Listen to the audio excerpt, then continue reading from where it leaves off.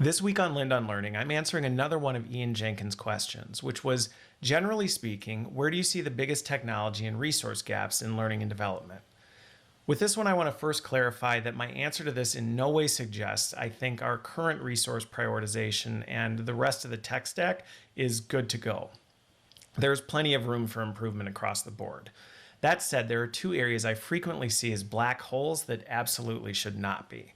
The first is technology and resources dedicated to analyzing data and providing meaningful insights.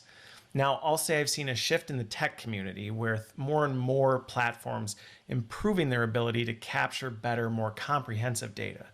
But in terms of analyzing that data and providing meaningful insights, I still see a lot of gaps. I'd also add that even where it exists, I don't always see positive adoption and utilization by the L&D community. That said, I think that gap is actually downstream from the second gap, which is why I'd rank it as priority number 2, despite its criticality. The second gap, which I would prioritize as number 1, is technology and resources focused on creating, guiding, and supporting people's experiences. Now, here's what I mean by that. I have seen and continue to see a lot of tech and resources dedicated to the creation, distribution, and consumption of content. Mind you, that's not bad, and as I said earlier, I think there's still plenty of room to improve there.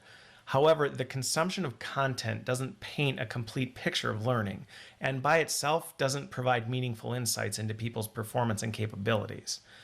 That's why I believe we need more investments in technology like digital adoption platforms, augmented reality, and virtual reality that are capable of capturing meaningful data about how people are performing while they're actually performing something. Only when we do this can we combine that data with the content data to get a more accurate picture of what's happening, where the gaps exist, what people need, and whether we're actually moving things forward.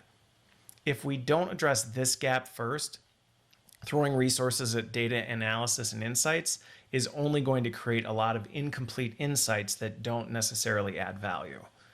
That's my very short answer, but I hope I answered your question, Ian. Thanks everyone for watching, and keep the questions coming.